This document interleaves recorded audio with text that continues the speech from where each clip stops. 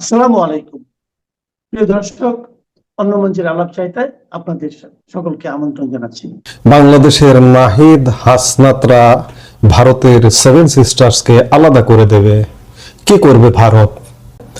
বাংলাদেশের এই মুহূর্তে তারা নিজেদেরকে মনে করে বিরাট নেতা নাহিদ ইসলাম এবং হাসনাত আব্দুল্লাহ, নবগঠিত এনসিপি নেতা, এনসিপির আহ্বায়ক নাহিদ ইসলাম এবং দক্ষিণাঞ্চলের মুখ্য সংগঠক হাসনাত আব্দুল্লাহ, তারা নিজেদের অনেক বড় নেতা মনে করেন এবং তারা কথায় কথায় ভারত ভেঙে দেবার কথা বলে, কথায় কথায় ভারতীয় দূতাবাস অভিমুখে যাত্রা করার কথা বলে। আবার কেউ কেউ বলে যে বাংলাদেশে ভারতীয় দূতাবাস থাকার কোনো অধিকার নেই। গতকালকে এই ধরনের কয়েকটি আলাপ হয়েছে, তার প্রেক্ষিতে আমি আলাপ করতে এলাম যে বাংলাদেশকে অস্থিতিশীল করলে ভারতের সেভেন সিস্টার্সকে আলাদা করে দেওয়া হবে বলে হুঁশিয়ারি উচ্চারণ করেছেন জাতীয় নাগরিক পার্টির মুখ্য সংগঠক, দক্ষিণাঞ্চলের মুখ্য সংগঠক হাসনাত আব্দুল্লাহ। গতকাল সোমবার কেন্দ্রীয় শহীদ মিনারে ইনকিলাব মঞ্চ আয়োজিত ওসমান হাদিকে হত্যা চেষ্টার সর্বদলীয় প্রতিরোধ সমাবেশে তিনি এ হুঁশিয়ারি দেন। হাসনাত আব্দুল্লাহ বলেন, যারা দেশে বিশৃঙ্খলা সৃষ্টি করছে, নির্বাচন বানচাল করতে চায়, ওসমান হাদিকে হামলায় জড়িত, এমনকি সীমান্তে বাংলাদেশি ভাই বোনদের ঝুলিয়ে রাখছে, তাদের পৃষ্ঠপোষকতা করছে ভারত। তিনি বলেন, ভারতকে স্পষ্ট ভাষায় জানাতে চায়, যারা বাংলাদেশের সার্বভৌমত্ব, সম্ভাবনা, ভোটাধিকার ও মানবাধিকারের বিশ্বাস করে না, যারা এ দেশের সন্তানদের ওপর আস্থা রাখে না, আপনারা যেহেতু তাদের আশ্রয় প্রশ্রয় দিচ্ছেন, আমরাও ভারতের বিচ্ছিন্নতাবাদীদের বাংলাদেশে আশ্রয় দিয়ে সেভেন সিস্টার্স আলাদা করে দেব। কত বড় কথা, চিন্তা করুন। ভারতের সেভেন সিস্টার্সকে যারা অস্থির করতে চায়, বিচ্ছিন্ন করে দিতে চায়, তাদেরকে এই হাসনাত আব্দুল্লাহরা আশ্রয় দিয়ে সেভেন সিস্টার্সকে আলাদা করে দেবে। একই অনুষ্ঠানে এনসিপির আহ্বায়ক নাহিদ ইসলাম বলেন যে ভারতের অখণ্ডতা ও সার্বভৌমত্ব বাংলাদেশের উপর নির্ভরশীল। ভারতকে সাবধান থাকতে হবে, বাংলাদেশের সঙ্গে সম্মান ও মর্যাদার সম্পর্ক রাখতে হবে। একই অনুষ্ঠানে এই এনসিপির আর এক নেতা সার্জিস আলম বলেন, ভারতীয় হাইকমিশন যদি এদেশের মানুষের চাওয়া পাওয়াকে ভারতের কাছে তুলে ধরতে না পারে, তাহলে এই মানুষগুলোর এদেশে থাকার কোনো অধিকার নেই। এনসিপির বড় বড় নেতাদের কণ্ঠে একই টাইপের বাক্য, কথাবার্তা উচ্চারিত হচ্ছে যে ভারতকে তারা আলাদা করে দেবে, ভারতের বিচ্ছিন্নতাবাদী গোষ্ঠীকে বাংলাদেশে তারা আশ্রয় প্রশ্রয় দেবে। হ্যাঁ, বাংলাদেশে এর আগেও ভারতের বিচ্ছিন্নতাবাদীদের আশ্রয় প্রশ্রয় দেওয়া হয়েছিল। 2001-06 আমলে ভারতের বিচ্ছিন্নতাবাদীদের বাংলাদেশে আশ্রয় দেওয়া হয়েছিল এবং বাংলাদেশ দিয়ে অস্ত্র পাচারেরও চেষ্টাটা করা হয়েছিল। আজকে আবার সেই সময়ের সন্ধিক্ষণে বাংলাদেশ, ভারত এখন কি করবে? আসলে ভারত নিয়ে বাংলাদেশে ঘৃণা তৈরি করা হয়।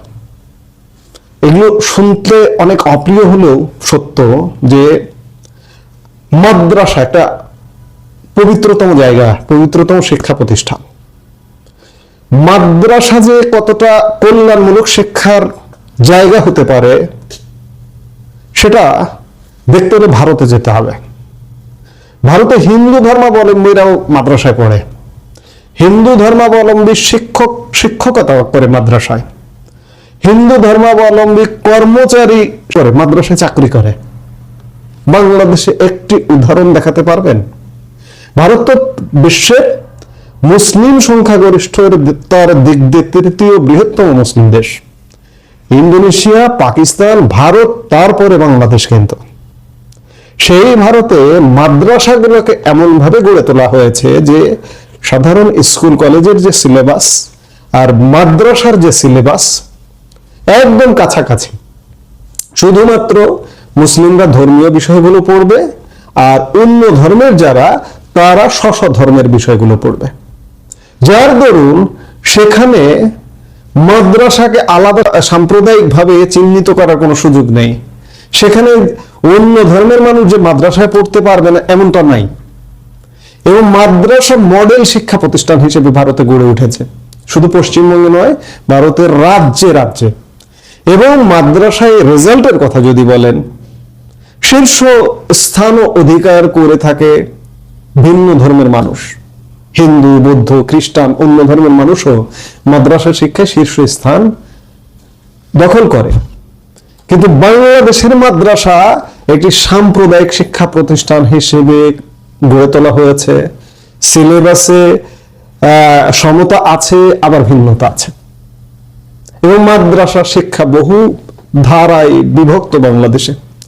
এবং এই মাদ্রাসার অপব্যবহারটা এমনই, আজকে আমাদের বৃহৎ এই যে মাদ্রাসায় বৃহৎ প্রজন্ম পড়ে, তাদেরকে আমরা আলোর পথে নিয়ে আসতে পারছি না আমাদের গলদ থাকবার কারণে। এবং এই গলদের কারণে মাদ্রাসায় নানা রকম নেতিবাচক শিক্ষাও দেওয়া হয়। অনলাইনে আপনারা খেয়াল করবেন যে ভিডিও ঘুরে বেড়ায় যে তোমরা ভারতকে ঘৃণা করো, ভারত তোমাদের শত্রু রাষ্ট্র, পাকিস্তান তোমাদের আপন রাষ্ট্র। এভাবে ভারতের বিরুদ্ধে ঘৃণা ছড়ানো হয়, যার দরুন এই যে যারা মন্তব্য করছেন এদের অনেকেই মাদ্রাসার ছাত্র। মাদ্রাসায় ছোটবেলা থেকে তারা ভারতকে ঘৃণা করে করে বড় হয়েছে, যার কারণে আজকে অবাস্তব কথাবার্তা বলে যে ভারতকে তারা আলাদা করে দেবে, সেভেন সিস্টার্সকে আলাদা করে দেবে, বিচ্ছিন্নতাবাদীদের বাংলাদেশে আশ্রয় দিয়ে হলেও আলাদা করে দেবে। কারণ ভারত তাদের একটা ঘৃণার কিছু। আমি বরাবরই বলি, গতকালকেরও হয়তো একটি কন্টেন্টে বলেছি যে বাংলাদেশ একটি ব্যতিক্রম ভূখণ্ড। পৃথিবীর ইতিহাসে আর একটি দেশও খুঁজে পাবেন না। আপনি পৃথিবীর মানচিত্র আতি পাতি করে খুঁজুন, যে এই যে মানচিত্রে চারিদিক দিয়ে একটি দেশ দিয়ে পরিবেষ্টিত, একটু খুঁজে পাবেন না। এবং সেই আমরা কতটা বিপদ ডেকে এনেছি। এবং এই কথাও আমি বারবার বলি যে বাংলাদেশ একটা ল্যান্ডলক কান্ট্রি। আজকে ভারত যদি আপনার উপরে ছড়ি ঘোরাতে চায়, আপনার বাঁচা মরার প্রশ্ন এসে যাবে। আজকে পাকিস্তান পাকিস্তান করেন, পাকিস্তান কি পরিণতি? পাকিস্তানের তাও 3 পাশ ওপেন আছে, 1 পাশ ভারত সীমান্ত। পাকিস্তান ব্যবসা বাণিজ্য যাতায়াত অন্য ভারতের সঙ্গে যদি নাও করে তাহলেও তাদের কোনো সমস্যা নেই। কিন্তু আজকে বাংলাদেশ যদি কোনোভাবে বন্ধ হয়ে যায়, বাংলাদেশ পাকিস্তান তো একটা পর্যায়ে আছে, বাংলাদেশের চাইতে অর্থনৈতিক দিক দিয়ে পাকিস্তান অনুন্নত দেশ। সেই জায়গায় বাংলাদেশ এখনো পর্যন্ত একটা জায়গায় আছে। আজকে যে ভারতের সঙ্গে যে পাল্টাপাল্টি অবস্থা, ভারত যদি চিন্তা করে বাংলাদেশকে একদম বিকল করে দেবে, এই যে এই ধরনের অসুস্থ মস্তিষ্কের এই মুহূর্তের তারা শীর্ষস্থানীয় নেতৃত্ব, তাদের কণ্ঠ থেকে, তাদের মুখ থেকে এমন কথা আসছে যে ভারতকে বিচ্ছিন্ন করে দেবে তারা বিচ্ছিন্নতাবাদীদের আশ্রয় দিয়ে। এর পরিণতি ভালো হবে না। আমি বলছি যে ভারত এখন কি করবে? ভারতের করা উচিত এটাই যে বাংলাদেশে সাম্প্রদায়িক শক্তির হাতে ক্ষমতা যাক, এটি ভারতের সহ্য করে নেওয়া উচিত। ভারতের বর্ডারে তারা তাদের মতো নিরাপত্তা বাড়াক এবং বাংলাদেশের সাথে সকল সম্পর্ক ছিন্ন করে ফেলানো উচিত। ব্যবসা বাণিজ্য সবকিছু বন্ধ করে দেখুক যে বাংলাদেশ কিভাবে চলতে পারে। অন্ততপক্ষে অল্প, আমি এর আগেও বলেছি, অল্প কিছু সময়ের জন্য বাংলাদেশের মানুষের এটা বোঝা উচিত। নইলে এই যে বাংলাদেশে যে ভারত বিরোধী সেন্টিমেন্ট, এই সেন্টিমেন্টটা বন্ধ তো হবেই না, বরঞ্চ দিনকে দিন বাড়বে। আমি একদিকে ভারতের বিরোধিতা করছি, কিন্তু অন্যদিকে ভারত থেকে পণ্য নিয়ে এসে সয় লাভ করে ফেলছি। ভারতীয় পণ্য ছাড়া আমার চলে না। এই যে সাম্প্রতিক উদাহরণ দেখুন না, ভারত থেকে পেঁয়াজ আসা শুরু করেছে, আমার দেশে পেঁয়াজের দাম কমা শুরু হয়েছে। পেঁয়াজের দাম যেই বাড়া শুরু হলো, সরকার পেঁয়াজ আমদানির অনুমতি দিল, আমার পেঁয়াজ আসছে, পেঁয়াজের দাম কমতে শুরু করেছে। এই যে ভারত থেকে গতকালকে চাল আমদানির অনুমতি দিল 50,000 মেট্রিক টন। যে চাল ভারত থেকে 300-350 ডলারে পার টন আমদানি করা যায়, সেটা মিয়ানমার কিংবা ভিয়েতনাম থেকে আমদানি করতে গেলে $500 প্লাসে আমদানি করতে হয়।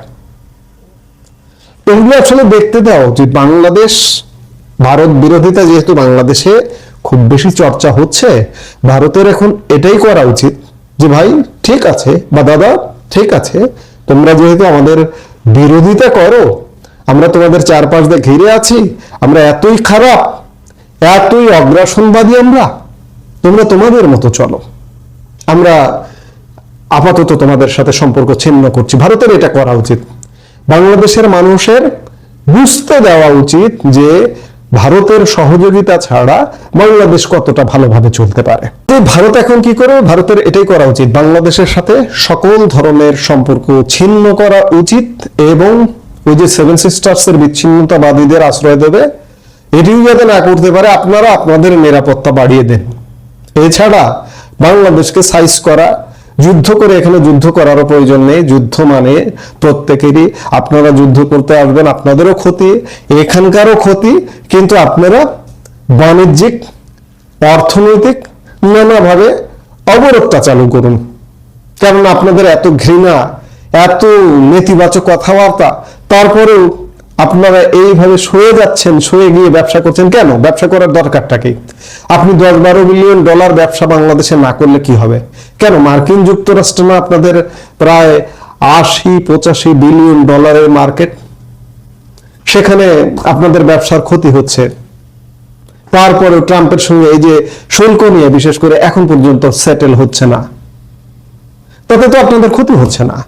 তো কাজেই বাংলাদেশের সাথে ব্যবসা বাণিজ্য, অর্থনৈতিক ভাবে এই মুহূর্তে একটু সম্পর্কটা ছিন্ন করুন। আমাদের নেতা নাহিদ ইসলাম, আমাদের নেতা হাসনাত আব্দুল্লাহ, আমাদের নেতা সার্জিস আলমরা বাংলাদেশকে কিভাবে উদ্ধার করে আগামী 2-1 বছর আমরা একটু দেখতে চাই, এবং ক্ষমতায় জামাত আসুক। বাংলাদেশের মানুষেরও এটা বোঝা উচিত, দেখা উচিত, ক্ষমতায় জামাত আসুক। জামাতকে ক্ষমতা আসবার জন্য আপনাদের কোনো পদক্ষেপ নেওয়ারও দরকার নাই। অটোমেটিক্যালি জামাতকে যদি বাংলাদেশের মানুষ মনে করে যে ভোট দিয়ে ক্ষমতায় আনবে, তাহলে আনুক না, আমরা একটু দেখি যে কি হয়, আমাদের দেখার সুযোগ দিন। ভারত এখন কি করবে? আপনাদেরকে ছাড়া চলার সুযোগ দিন। ভারতের কাছে এই আহ্বান জানায়। এক্ষেত্রেও একটা লাইন যে এই সাক্ষাৎকারটিতে পেলাম, যেটা আগে কখনো পাই নাই। শেখ হাসিনা সবসময় বলেছেন এগুলো মানে প্রহসনের বিচার, শ্যাম ট্রায়াল, কাজেই এই বিচারে তিনি কোনো রকম আইনি প্রক্রিয়ায় অংশ নেওয়ার কথা বিবেচনাই করছেন না। এই সাক্ষাৎকারটিতে তিনি স্পষ্টত বললেন যে I will contest this verdicts through every legal avenue. আমি যত রকম আইনি প্রক্রিয়া সম্ভব, যত রাস্তা আছে, সব রাস্তা দিয়ে আমি এই বিচারের রায়গুলো কন্টেস্ট করব, এই বিচারের রায়গুলোকে চ্যালেঞ্জ করব।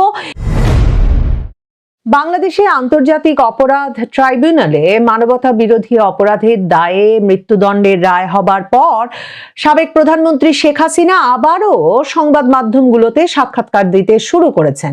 সম্প্রতি ভারতের নিউজ 18-এ দেওয়া এক সাক্ষাৎকারে তিনি সরাসরি বলেছেন যে বাংলাদেশের দেয়ালে পিঠ ঠেকে গেছে এবং একটা অগণতান্ত্রিক, অসাংবিধানিক সরকার বাংলাদেশ শাসন করায় এবং বাংলাদেশের আইন শৃঙ্খলা পরিস্থিতি একেবারেই ভেঙে পড়ায় একটা গুরুতর সংকট সৃষ্টি হয়েছে বাংলাদেশে। এবং তিনি বলছেন, তিনি মনে করেন যে বাংলাদেশে জরুরি ভিত্তিতে একটা শান্ত, জবাবদিহিতামূলক এবং একটি গণতান্ত্রিক নেতৃত্ব প্রতিষ্ঠা করা অত্যন্ত জরুরি। শেখ হাসিনা অন্য সাক্ষাৎকারগুলোর মতোই এই সাক্ষাৎকারেও তার বিরুদ্ধে যেসব আইনি ব্যবস্থা নেওয়া হয়েছে, যেসব মামলা হয়েছে, যে বিচারের রায় হয়েছে, সেসব প্রসঙ্গে কথা বলেছেন। এবং তিনি এর পাশাপাশি এটাও বলেছেন যে বাংলাদেশে যা চলছে সেটাকে ভিক্টরস জাস্টিস, বা যে বিজয়ী পক্ষ যেমন চাইছে তেমন বিচার করছে, তেমন রায় দিচ্ছে, তেমন শাস্তি দিচ্ছে, এমন একটা পরিস্থিতি হিসেবে অভিহিত করা যায়। তিনি আওয়ামী লীগের রাজনৈতিক কার্যক্রম নিষিদ্ধ করার বিষয়টিকে নিন্দা করেছেন এবং তিনি বলেছেন যে কোনো রকম সংসদীয়, মানে পার্লামেন্টের বা সংসদের কোনো রকম তত্ত্বাবধান ছাড়া অধ্যাদেশের মাধ্যমে যে আইনে বিভিন্ন পরিবর্তন আনছে ইউনূস সরকার, সেটা বাংলাদেশকে দীর্ঘ মেয়াদে হন্ট করবে, মানে দীর্ঘ মেয়াদে বাংলাদেশের জন্য এটা ক্ষতিকর প্রভাবের কারণ হবে। শেখ হাসিনাকে জিজ্ঞেস করা হয়েছিল এই সাক্ষাৎকারের শুরুর প্রশ্নতেই, খুব স্বাভাবিক যেটা বলছিলাম, যে মৃত্যুদণ্ডের রায় ঘোষিত হবার পর এখন তিনি নতুন করে আবারও সাক্ষাৎকার দিতে শুরু করেছেন। কাজেই প্রথম প্রশ্নই তাকে এই সংবাদ মাধ্যমটি করেছিল যে সারা দেশে কোটা আন্দোলন যে ছড়িয়ে পড়েছিল, সে সময় 2024-এর জুলাই আগস্টে আপনার ভূমিকার জন্য যা ঘটেছিল সেটাকে জেনোসাইড হিসেবে উল্লেখ করে, গণহত্যা হিসেবে উল্লেখ করে আপনার বিরুদ্ধে বিচার হয়েছে। কিভাবে ইতিহাস আপনি মনে করেন যে ওই সময়ে একেবারে মানে সংকট যখন তুঙ্গে, সে সময় আপনি যেসব ডিসিশনগুলো, সিদ্ধান্তগুলো নিয়েছিলেন, সেগুলোকে ইতিহাস কিভাবে বিবেচনা করবে? আমার কাছে মনে হয়েছে শেখ হাসিনা এই প্রথম তার উত্তরে এ কথাটা বললেন, মানে তিনি নিজেও হয়তো এখন যখন পেছনে ফিরে তাকান, তিনি নিজেও এই বিষয়টা নিয়ে ভাবেন, একরকমের উদ্বিগ্ন, শঙ্কিত কিংবা হয়তো বিষণ্ণ বোধ করেন। তিনি তার উত্তরটা শেষ করেন এ কথা বলে যে হিস্ট্রি উইল জাজ this events harshly if there is no honest accounting. যদি কোনো সৎভাবে, কোনো নিরপেক্ষভাবে সে সময় কি ঘটেছিল তা বিবেচনা কেউ না করেন, সেরকম কোনো বয়ান উঠে না আসে, তাহলে আমার মনে হয় যে ইতিহাস ওই সময়কার ঘটনাবলীকে খুব কড়াভাবে, কঠোরভাবে পর্যবেক্ষণ করবে, কঠোরভাবে বিবেচনা করবে। শেখ হাসিনা উত্তরে বলে, ওই প্রশ্নটির উত্তর শুরু করেছেন এভাবে যে ওই 2024-এর সামারে যা ঘটেছে, 2024-এর জুলাই আগস্টের ঘটনাগুলো ছিল ট্র্যাজিক সিকোয়েন্স অফ ইভেন্টস, একের পর এক দুঃখজনক ঘটনার সমাহার। খুবই যুক্তিসঙ্গত কারণে ছাত্ররা তাদের আন্দোলন শুরু করেছিল, কি কারণে আন্দোলন সেটা বোঝা যাচ্ছিল, কিন্তু সেই আন্দোলন তুঙ্গে ওঠে বা উস্কে দেওয়া হয় কিছু দায়িত্বহীন রাজনৈতিক ব্যক্তির মাধ্যমে এবং তাৎক্ষণিকভাবে গৃহীত কিছু বল প্রয়োগের সিদ্ধান্তের মাধ্যমে, মানে হেভি হ্যান্ডেড ইন্টারিম রেসপন্স এবং ইরেসপন্সিবল পলিটিক্যাল অ্যাক্টরসরা ওই আন্দোলনটাকে ইনফ্লেম করে দেয়, মানে ওই আন্দোলনটাকে উস্কে দেয়। এবং তার মানে ওই সময় যে এক রকমের মানে সামাল দিতে, ঘটনা সামাল দিতে ইন্টারিম হেভি হ্যান্ডেড রেসপন্স হচ্ছিল, একটা বাড়াবাড়ি বল প্রয়োগ হয়েছে, সে কথাটাও কিন্তু শেখ হাসিনা এই উত্তরে বলেছেন। এবং তারপর তিনি বলেন এর ফলে যা শান্তিপূর্ণভাবে যে আন্দোলন শুরু হয়েছিল, সে আন্দোলনটা একটা আনকন্ট্রোলেবল স্ট্রিট ক্ল্যাশ, মানে রাজপথে একেবারে কোনোভাবে নিয়ন্ত্রণের রাখা যায় না এমন একটা পর্যায়ে ছড়িয়ে পড়েছিল, যার ফলে অনেক ইনোসেন্ট লাইভস, অনেক নিরীহ মানুষের জীবন গেছে। শেখ হাসিনাকে প্রশ্ন করা হয়েছিল যে আপনার বিরুদ্ধে বিচারের রায় হয়েছে, 1400 জন বাংলাদেশে নিহত হয়েছে সেজন্য, সে কারণে, এবং আপনি এই ট্রাইব্যুনালকে রিগড, মানে প্রহসনের এবং পলিটিক্যালি মোটিভেটেড, মানে রাজনৈতিক উদ্দেশ্য প্রণোদিত বলছেন। কি কারণে আপনি এটা বলছেন সেটা কি, এবং কি ধরনের প্রমাণাদি ওভারলুক করা হয়েছে, কি ধরনের প্রমাণাদিকে বিবেচনায় নেওয়া হয়নি বলে আপনি মনে করছেন? তখন শেখ হাসিনা বলেছেন, এই কথা আমি বারবারই বলেছি, যে আমি যা বলেছি সে কথা বিশ্বের আন্তর্জাতিক মানবাধিকার সংস্থাগুলো এবং বিশ্বের গুরুত্বপূর্ণ শীর্ষস্থানীয় আইনজীবীরাও বলছেন যে আইসিটি আন্তর্জাতিক অপরাধ ট্রাইব্যুনালটা কখনোই বিচারের জন্য ছিল না, এটা ছিল একটা রাজনৈতিক প্রতিশোধ নেওয়ার জন্য। এবং আমার রাজনৈতিক বিরোধীরা ওই আদালতটি পরিচালনা করছেন, নিয়ন্ত্রণ করছেন, এবং তারা যে কোনো উপায়ে সেখানে আওয়ামী লীগকে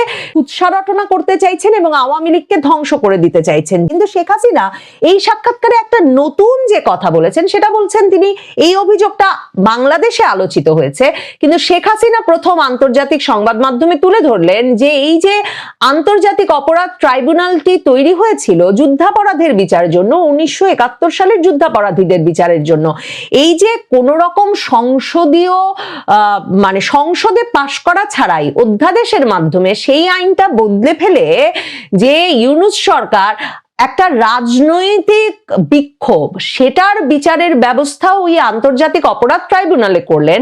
শেখ হাসিনা বলছেন যে যখন বাংলাদেশে আবার সাংবিধানিক সরকার প্রতিষ্ঠিত হবে, তখন যদি পরবর্তী সংসদ এই অধ্যাদেশটি অবৈধ হিসেবে ঘোষণা করে, অসাংবিধানিক হিসেবে ঘোষণা করে, যার মাধ্যমে আন্তর্জাতিক অপরাধ ট্রাইব্যুনালে আইনটি বদলে ফেলা হয়েছে, তাহলে কি হবে?